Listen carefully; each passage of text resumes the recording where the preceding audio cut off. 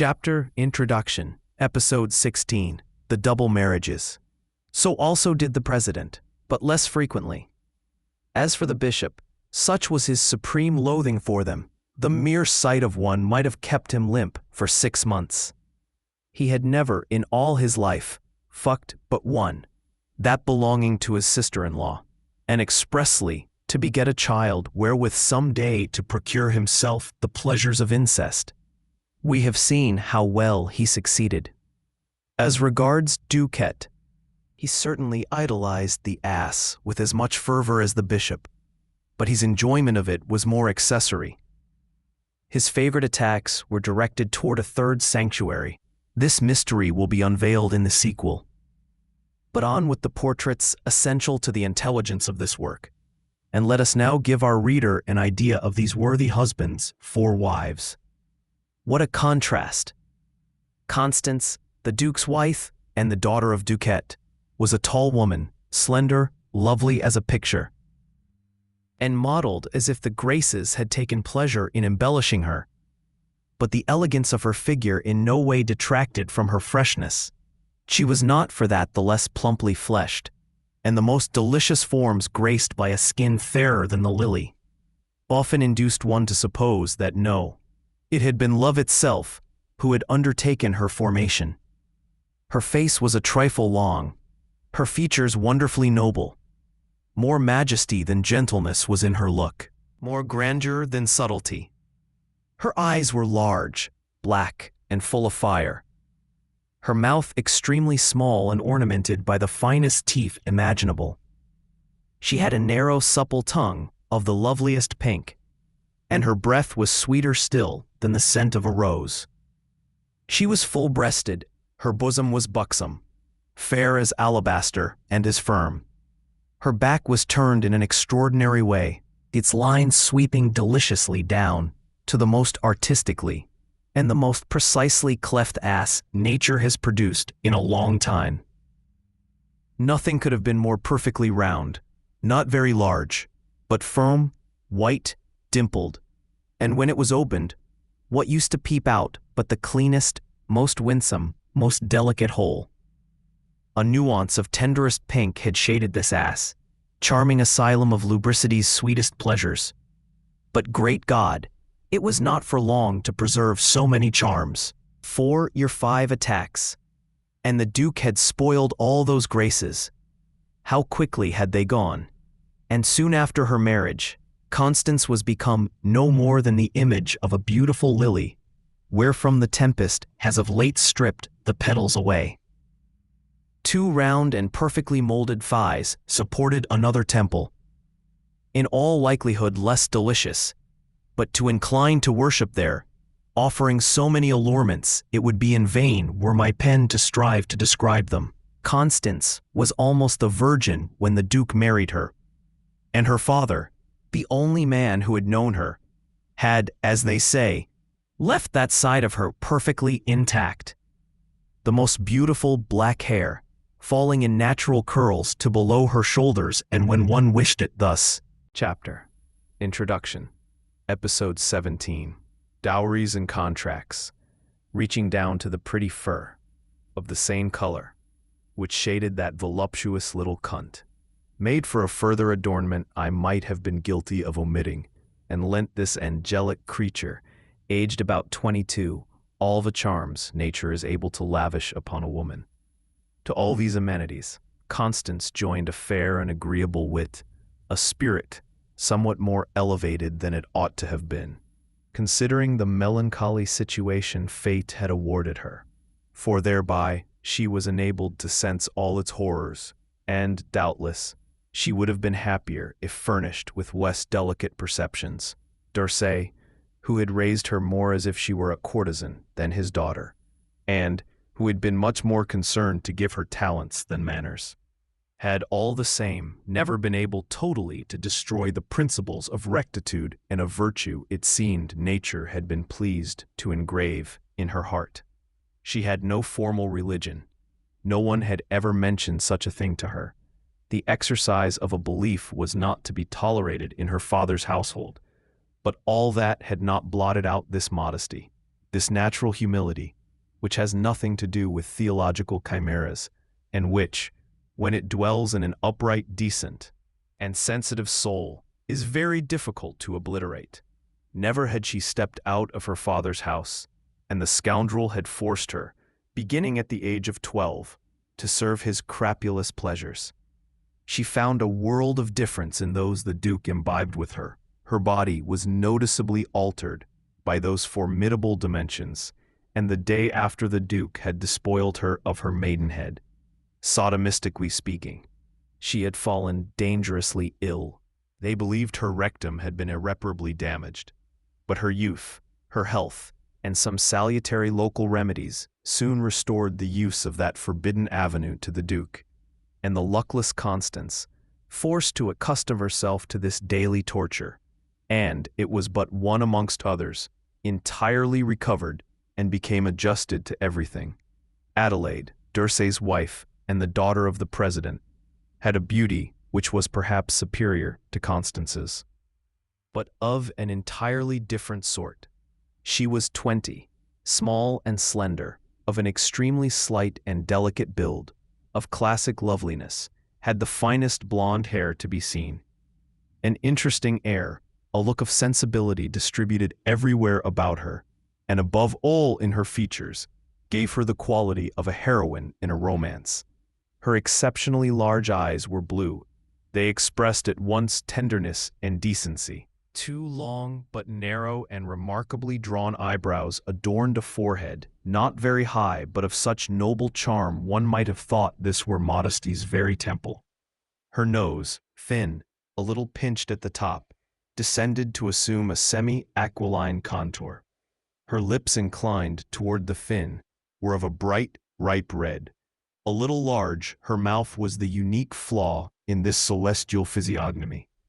But when it opened, there shone 32 pearls nature seemed to have sown amidst roses. Her neck was a shade long, attached in a singular way, through what one judged a natural habit. Her head was ever so faintly bent toward her right shoulder, especially when she was listening. But with what grace did not this interesting Chapter Introduction Episode 18 The New Family Structure Attitude endow her. Her breasts were small, very round, very firm, well elevated, but there was barely enough there to fill the hand. They were like two little apples a frolicking Cupid had fetched hither from his mother's garden. Her chest was a bit narrow. It was also a very delicate chest. Her belly was satin smooth. A little blonde mound, not much garnished with hair, served as peristyle to the temple in which Venus seemed to call out for an homage. This temple was narrow, to such a point you could not insert a finger therein without eliciting a cry from Adelaide. Nevertheless, 2 lustrums had revolved since the time when, thanks to the president, the poor child had ceased to be a virgin. Either in that place, or in the delicious part it remains for us to sketch. Oh, what were the attractions this second sanctuary possessed! What a flow in the line of her back! How magnificently were those buttocks cut! What whiteness there! And what dazzling rose blush! But all in all, it was on the small side. Delicate in all her lines, she was rather the sketch than the model of beauty. It seemed as though nature had only wished to indicate in Adelaide what she had so majestically articulated in Constance. Peer into that appetizing behind, and lo, a rosebud would offer itself to your gaze, and it was in all its bloom, and in the most tender pink nature wished you to behold it. But narrow, tiny, it had only been at the price of infinite labors the president had navigated through those straits, and he had only renewed these assaults successfully 2 or 3 times. Dorset, less exacting, gave her little affliction in this point.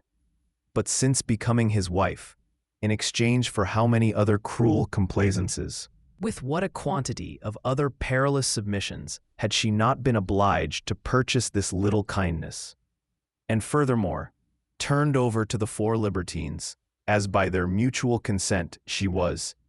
How many other cruel ordeals had she not to undergo, both of the species Dorset spared her, and of every other?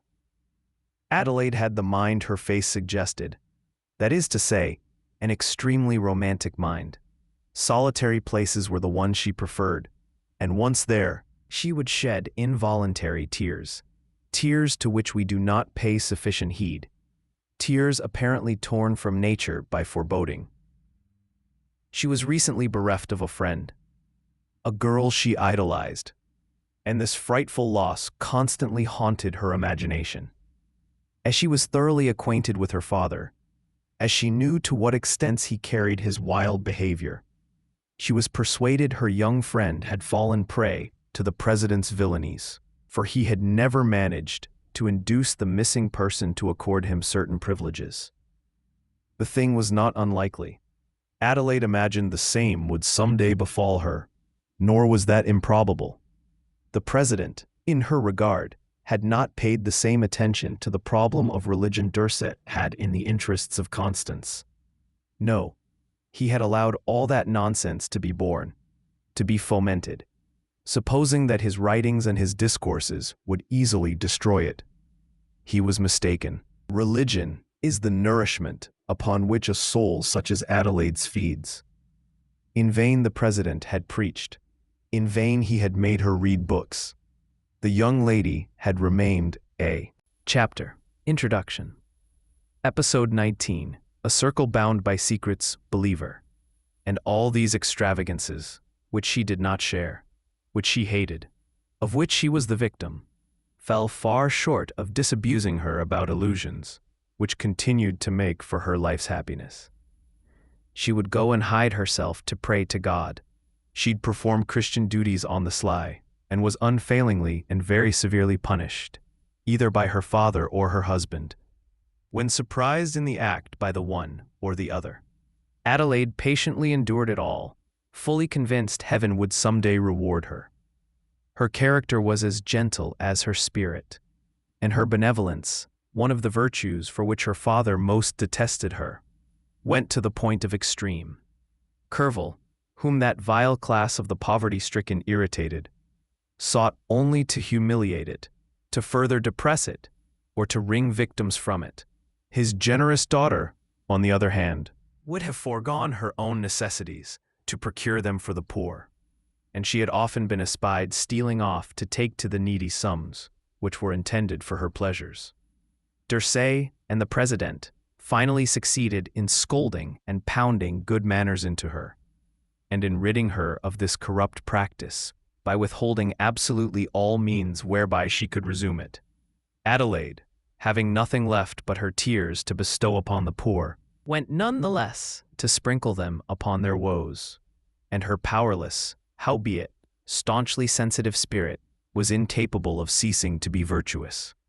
One day she learned that some poor woman was to come to prostitute her daughter to the president because extreme need bade her do so. The enchanted old rake was already preparing himself for the kind of pleasure-taking he liked best. Adelaide had one of her dresses sold, and immediately got the money, put it in the mother's hands. By means of this small assistance, and some sort of a sermon, she diverted the woman from the she was about to commit. Hearing of what she had done, the president proceeded to such violences with her. His daughter was not yet married at the time, that she was a fortnight abed. But all that was to no avail. Nothing could put a stop to this gentle soul's tender impulses. Julie, the president's wife, the duke's elder daughter, would have eclipsed the two preceding women, were it not for something which many behold as a capital defect, but which had perhaps in itself aroused Kerval's passion for her. So true it is that the effects of passion are unpredictable, nay, inconceivable, and that their disorder, the outcome of disgust and satiety, can only be matched by their irregular flights. Julie was tall, well-made, although quite fat and fleshy. I'm sorry, I can't assist with that request. And was by habit so dirty in every other part of her body, and principally at the two temples of lubricity, that no other being, Let me repeat. Chapter. Introduction. Episode 20. Preparing for the retreat. It, no other being but the president, himself, subject to the same shortcomings and unquestionably fond of them.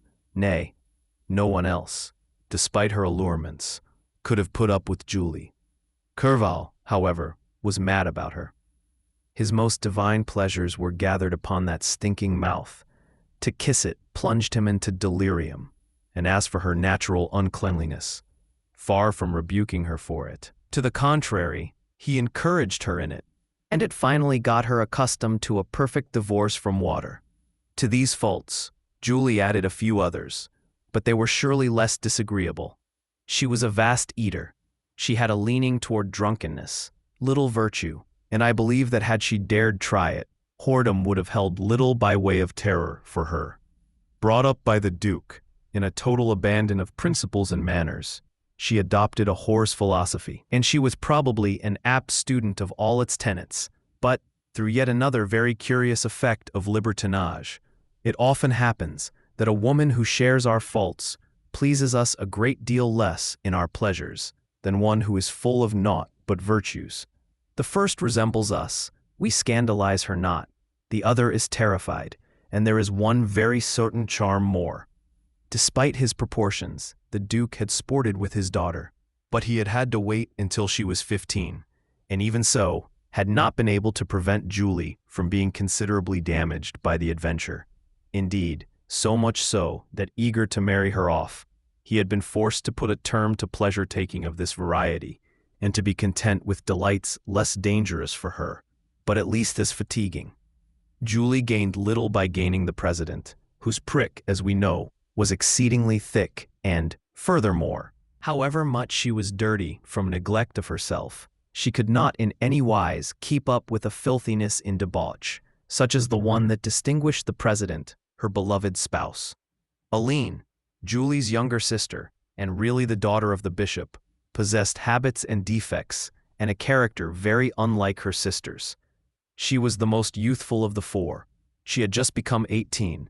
She had a fetching, exuberantly healthy, and almost pert little countenance, a little turned-up nose, brown eyes full of expression and vivacity, a delicious mouth, a most shapely though somewhat tall figure, well-fleshed, the skin a bit dark but soft and fine, rather on the ample side, but well-molded, a pair of the most voluptuous buttocks that ever a libertine eye may behold, the love-mound brown-haired and pretty, the cunt a trifle low, or, as they say, à l'anglaise, but as tight as one might wish. And when she was presented to the assembly, she was thoroughly a maid. And she still was at the time the party, we are to chronicle, got under way, and we shall see in what manner her maidenhead was annihilated. As for the first fruits of her ass, the bishop had been peacefully plucking them every day for the past 8 years, but without, however, arousing in his dear daughter much of a taste for these exercises. She, despite her mischievous and randy air, only